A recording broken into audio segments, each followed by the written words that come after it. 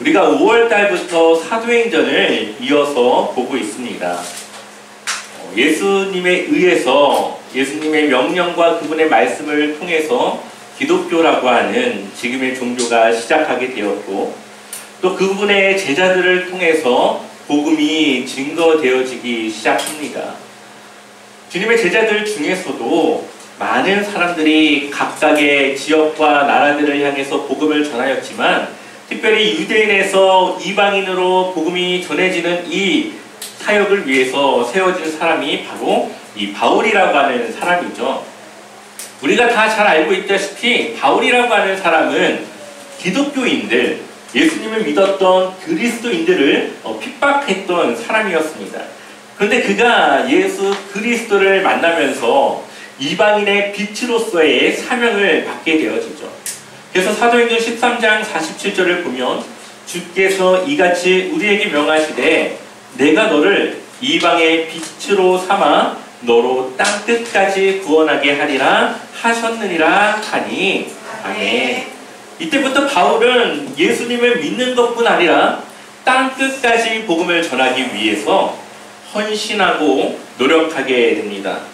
바울이 몇 살부터 회심했는지는 정확하게 알 수 없지만 회심한 이후부터 그가 죽는 그 순간까지의 시간을 계산해 보면 대략 30년 정도가 됩니다. 그러니까 인생의 후반전, 회심한 이후의 바울은 오직 예수 그리스도의 복음을 전하는 데에만 그 삶의 모든 것을 바쳤던 것을 보게 됩니다. 이러한 바울의 모습은, 회심은 어떠한 것인지, 하나님 앞에 정말 회개하고 나아가는 사람의 모습은 어떠한지를 우리에게 보여주고 있죠.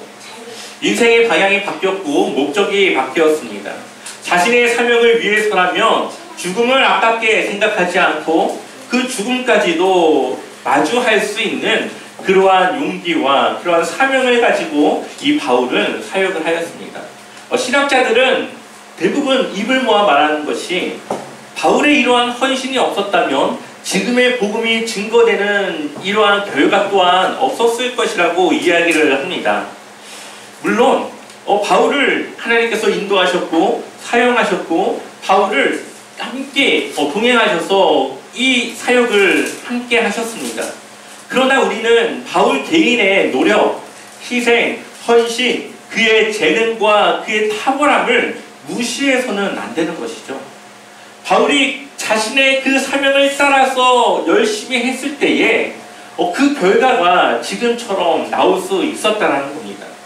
빌립보서 3장 8절을 보면 그뿐만 아니라 내 주 예수 그리스도를 아는 지식이 가장 고귀함으로 나는 그 밖의 모든 것을 해로 여깁니다.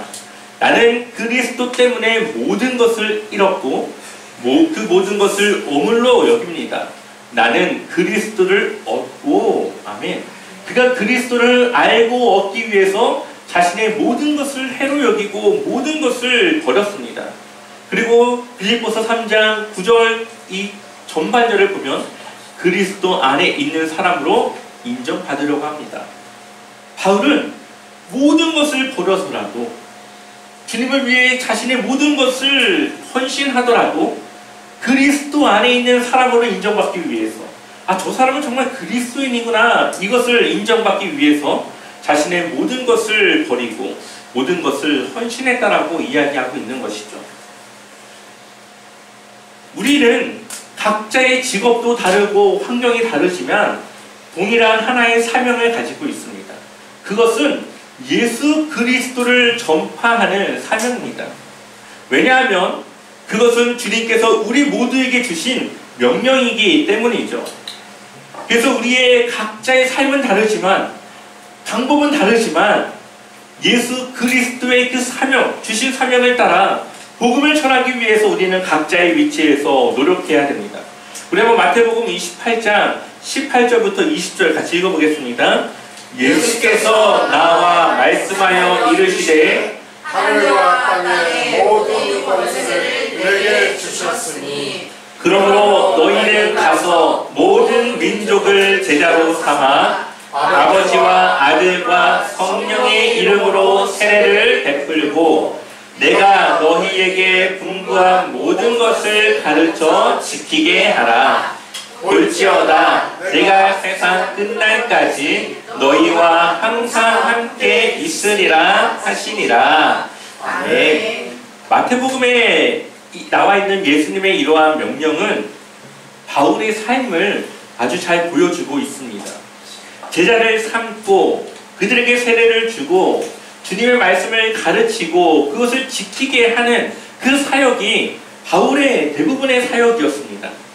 그리고 바울은 이렇게 고백하죠. 골로새서 1장 28절과 29절을 보면 우리가 그를 전파하여 각 사람을 권하고 모든 지혜로 각 사람을 가르침은 각 사람을 그리스도 안에서 완전한 자로 세우려 함이니 이를 위하여 나도 내 속에서 능력으로 역사하시는 이의 역사를 따라 힘을 다하여 수고하노라. 아멘. 주님의 제자를 세우는 것, 주님의 제자의 삶을 가르치고 그 삶을 살아가게 하는 것, 그래서 그리스도 안에서 완전한 자로 세워나가는 것이 바로 바울의 사역이었습니다. 29절을 보면 내 속에서 능력으로 역사하시는 이의 역사를 따라 힘을 다하여 수고한다라고 고백하고 있죠. 그분은 바로 예수 그리스도이십니다. 하늘과 땅의 모든 권세를 가지신 그 예수 그리스도께서 내 안에서 역사하심으로 내가 그 일을 가능하게 할 수 있었다라고 고백하고 있는 것이죠.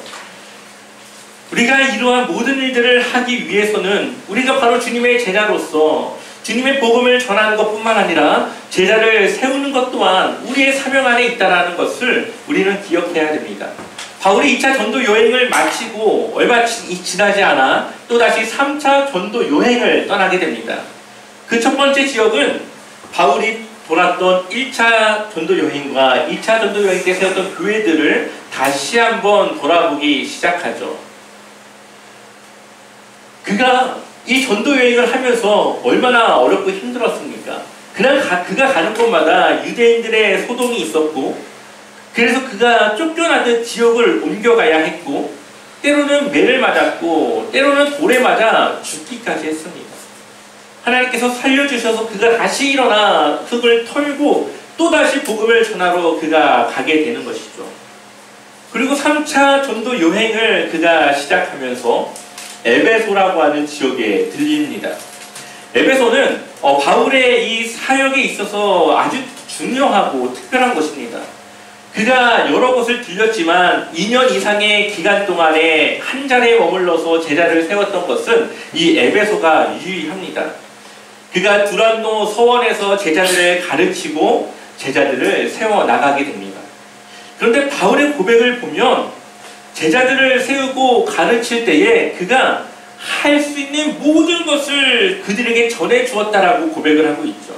우리가 오늘 읽었던 사도행전 20장 26절 말씀을 보면 그러므로 오늘 여러분에게 증언하거니와 모든 사람의 피에 대하여 내가 깨끗하니 아멘. 모든 사람의 피에 대하여 내가 깨끗하다. 이 말은 무슨 뜻일까요? 이것은 나에게 책임이 없습니다 라는 뜻입니다. 이것을 한번 좀 다르게 세번역 성경으로 우리 읽어볼까요? 한번 같이 읽어보겠습니다. 그러므로 나는 오늘 여러분에게 엄숙하게 증언합니다. 여러분 가운데서 누가 구원을 받지 못하는 일이 있더라도 내게는 아무런 책임이 없습니다. 아멘. 바울이 에베소 지역에 지내면서 많은 제자들을 세웠습니다. 그리고 그들 제자를 세울 때에 적당히 그 사람의 상황을 보고 눈치를 보면서 이 사람은 이 정도까지만 얘기하고 저 사람은 좀 더 이해하게도 되겠네 이렇게 세운 게 아니라는 거죠. 이 사람의 상태가 어떻든 이 사람이 그것을 받아들이든 받아들이지 않든 바울은 내가 주님의 제자로서 그들을 세우는데 해야 할 것들, 해야 할 말들, 가르쳐야 될 것들을 가감없이 온전히 그들을 세워 나갔다는 겁니다. 그래서 사도행전 20장 27절 여기 앞에 있진 않지만 보면은 이는 내가 거리끼지 않고 하나님의 뜻을 다 여러분에게 전하였음이라고 고백하고 있죠. 바울이 그들에게 전해준 것뿐만 아니라 그들에게 자신의 삶을 통해서 예수님을 믿는 자들은 어떻게 살아가야 하는가를 보여주었습니다. 그래서 밀레도에서 에베소의 장로들을 만났을 때에 그들에게 이렇게 말하죠. 18절 같이 읽어볼까요? 함께 읽겠습니다. 장로들이 오니 바울이 그들에게 말하였다. 여러분은 내가 아시아에 발을 들어놓은 첫날부터 여러분과 함께 그 모든 시간을 어떻게 지내왔는지를 잘 아십니다. 아멘. 그러니까 이 장로들은 에베소 지역에서 복음을 전하는 그 초창기부터 바울과 함께했던 주님의 제자들이었고, 지금은 그들이 에베소 교회를 책임지고 담당하고 있는, 관리하고 있는 그러한 장로들이었습니다. 그러니 바울이 어떻게 이 복음의 사역을 했는지를 너무나도 잘 알고 있을 겁니다. 특별히 에베소 지역에서 아직 예수님의 그 성령 세례를 알지 못하는 12명의 제자들을 바울이 세례를 주고 제자를 세웠던 그 사람들도 이 장로 안에 있었을 겁니다. 그러니 바울이 얼마나 힘들게 자신들을 위해서 또 복음을 전했는지를 알 수 있겠죠. 그리고 바울은 많은 성경에서 자신의 사역이 어떻다라고 이야기하고 있지 않는데, 이 사도행전 20장에 조금이나마 그의 사역에 대해서 이야기를 하고 있습니다. 19절 말씀 같이 읽어보겠습니다. 나는 겸손과 많은 눈물로 주님을 섬겼습니다. 그러는 가운데 나는 또 유대 사람들의 몸으로 내게 덮친 온갖 시련을 겪었습니다. 아멘. 바울은 이들에게 겸손과 눈물로 그들을 주님을 섬겼다라고 이야기합니다. 우리는 바울이 복음을 전하는 것을 아주 잘했다라고 생각합니다. 바울은 정말 타고난 사람이라서 와, 어떻게 이 전도를 평생 이렇게 할 수 있었을까? 우리는 이렇게 생각하죠.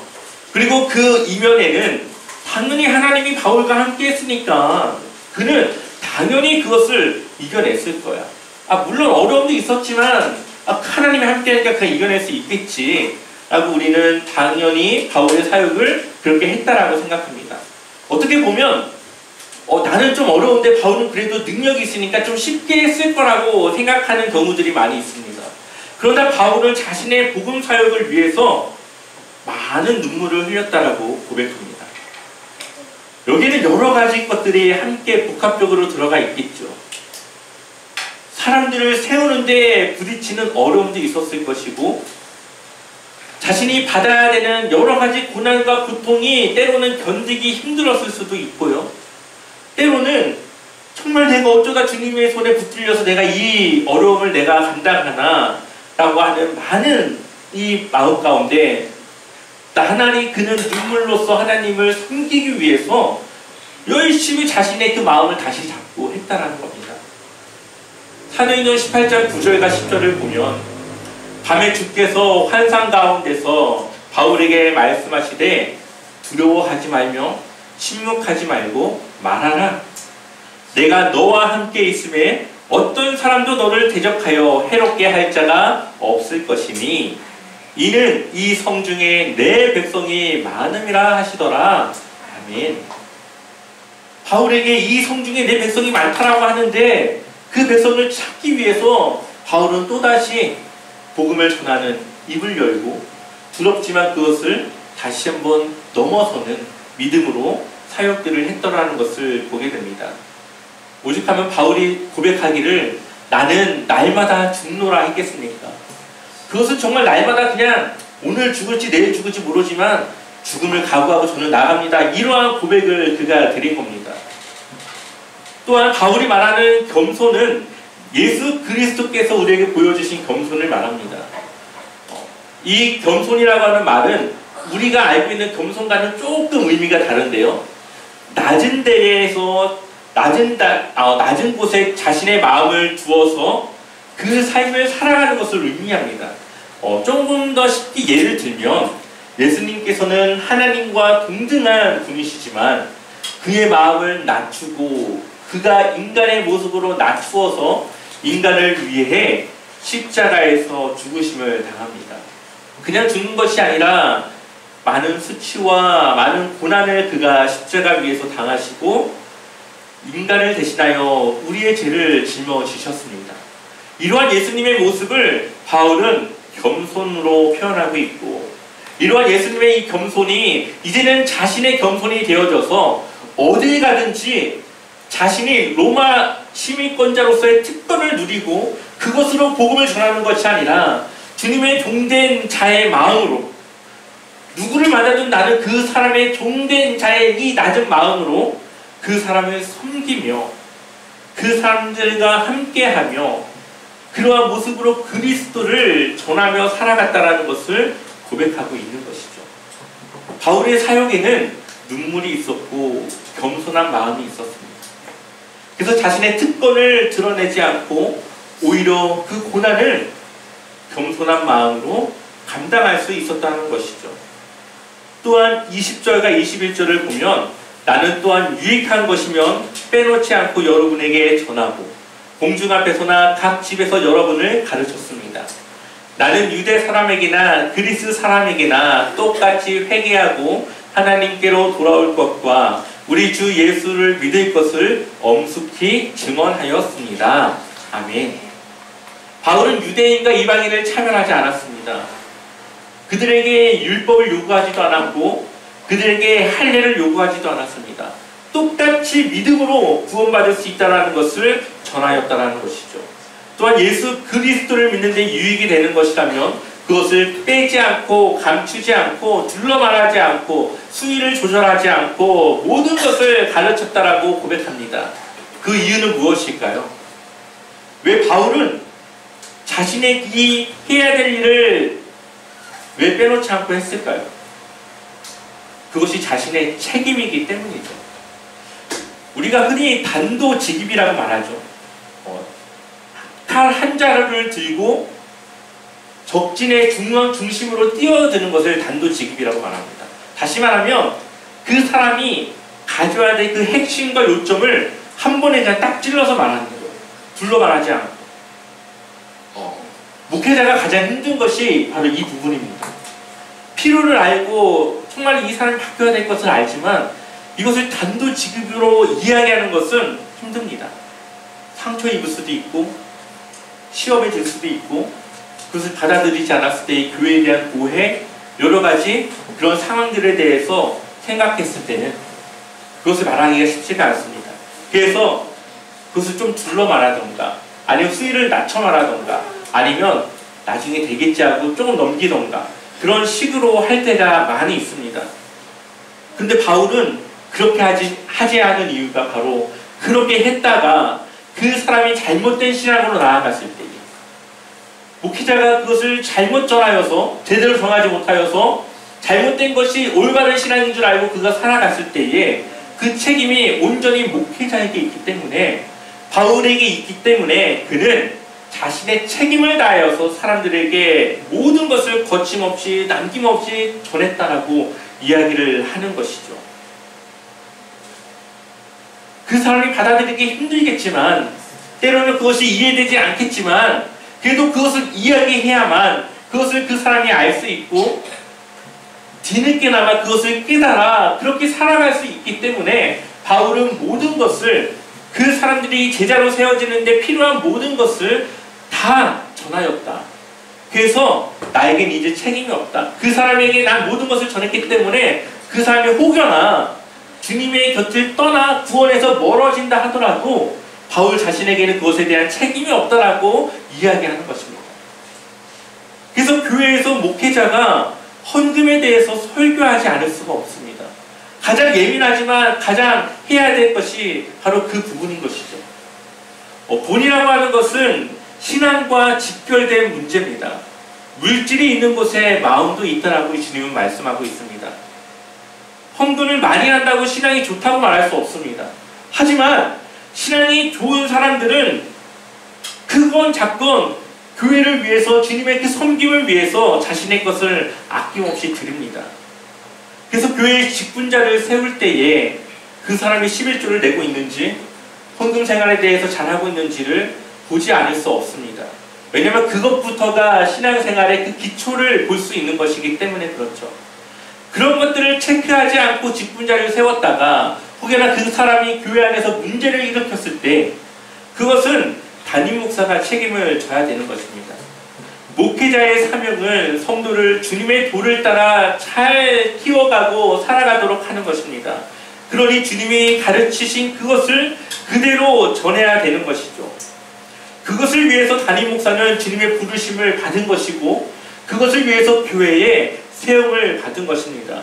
그런데 그것을 잘하지 못하였을 때, 성도를 잘 세우지 못하고 가르치지 못하고 그래서 성도가 잘못된 길로 신앙생활을 올바르지 하지 못할 때에 그 책임은 목회자에게 있습니다. 반대로 그러한 과정 속에서 직분을 세웠지만 그 직분을 세우자 모습이 달라지고 그 모습이 전과 다를 경우, 그럴 경우에는 그 직분을 받은 그 사람이 그것을 책임을 져야 되는 것이죠. 우리는 우리가 받은 직분, 책임, 그러한 것들에 대해서 진지하게 생각을 하고 우리는 신앙생활에 임해야 되는 것입니다. 우리가 주님의 제자라면 주님이 무엇을 기뻐하실지를 기억하고 우리가 생각하며 나아가야 하는 것입니다. 바울은 주님의 자녀로서 자신 앞에 어려움이 있다는 것을 알지만 그 어려움을 향해 나아갑니다. 우리 한번 사도행전 20장 22, 23절 같이 읽어보겠습니다. 보라, 이제 나는 성령에 은혜로 예루살렘으로 가는데 거기서 무슨 일을 당할지는 알지 못하노라. 오직 성령이 각 성에서 내게 증언하여 결박과 환난이 나를 기다린다 하시나. 아멘. 성령이 바울을 이제 예루살렘으로 이끌고 있다라고 고백합니다. 그런데 바울이 그동안 각 성을 돌면서 복음을 전할 때마다 성령께서 이 바울에게 예루살렘에 가야 되는데 그곳에는 어려움과 환난이 있어. 예루살렘에 가면 너는 어려움을 당할 거야. 이것을 알려주셨다는 거죠. 어떤 사람은 그것을 듣고 그러면 예루살렘 가지 말아야지 라고 생각할 수도 있는데 바울은 그것에 대해서 이해하기를 성령께서 나를 예루살렘으로 이끌고 있다라고 봅니다. 그것에 위험이 있다라는 것을 미리 알려주어서 그것을 대비하고 그것에 대한 각오를 하게끔 준비시키시는 것이죠. 바울은 그렇게 성령님의 인도함을 따라 자신이 예루살렘에 가면 심지어 그 목숨까지도 위험하다는 것을 알지만 그곳으로 가기를 그가 고백하고 있습니다. 그 이유는 사도행전 20장 24절 같이 읽어보겠습니다. 내가 달려갈 길과 주 예수께 받은 사명 곧 하나님의 은혜의 복음을 전하는 일을 마치려 하면은 나의 생명조차 조금도 귀한 것으로 여기지 아니하노라. 아멘. 바울에게 있어서 자신의 생명보다 더 중요한 것은 하나님의 은혜의 복음을 전하는 것이었습니다. 땅끝까지 하나님의 그 복음을 얼른 전하여서 나의 사명을 마치는 것, 나에게 주어진 모든 사명을 그가 완수하는 것, 그것이 자신의 생명을 지키는 것보다 더 그에게는 중요하고 가치 있는 일이었다는 거죠. 바울이 온전히 살아가는 그 이유는 바로 복음을 전하는 사명에 있었습니다. 그래서 그는 땅끝까지 이방인의 빛으로 세워진 자신의 그 사명을 다하기 위해서 그 땅끝까지 복음을 전하기 위해 열심히 3차 전도 여행까지 돌고 있는 것이죠. 바울은 이렇게 생각했습니다. 자신이 땅끝까지 복음을 전하면 모든 곳에 복음이 전해지기 때문에 예수 그리스도께서 다시 오실 것이라고 그는 생각했습니다. 근데 바울이 생각하는 것보다 지구는 더 넓은 곳이죠. 바울은 그때 당시 생각으로 스페인이 땅끝이라고 생각을 했고 실제로 스페인의 어느 한 곳을 가면 더 이상 갈 수 없는 이 끝에 다다르는 그 성지, 사람들이 성지순례를 하는 그 장소가 있습니다. 아마 거기를 바울은 끝이라고 생각을 했을 겁니다. 바로 그러한 예수님에 대한 기다림의 그 마음이 그로 하여금 땅끝까지 복음을 전하게끔 하는 그러한 동기부여가 되었다는 거죠. 그래서 바울은 자신의 죽음에 대해서 빌립보서를 통해 이렇게 고백합니다. 나는 이 둘 사이에 끼어 있습니다. 내가 원하는 것은 세상을 떠나서 그리스도와 함께 있는 것입니다. 그러니까 그는 빨리 그 죽음을 통해 예수 그리스도를 만나고 싶은 것이 그의 마음입니다. 그것이 훨씬 더 나에게는 낫지만 내가 육신으로 남아있는 것이, 그러나 내가 아직 살아있는 것이 여러분에게는 바울의 복음을 듣기를 원하고 여전히 주님의 가르침을 받아야 되는 그 사람들에게는 더 필요한 것입니다. 그러니 바울은 죽어도 행복, 살아도 행복, 죽어도 주님을 만나서 기쁘고 살아도 주님의 복음을 전할 수 있어서 기쁜 그러한 삶을 살아가고 있었던 것이죠. 그가 얼마나 예수 그리스도를 기다리고 있었는지, 또한 죽음 이후의 부활을 얼마나 그가 확신했는지 우리는 그의 고백을 통해서 볼 수가 있습니다.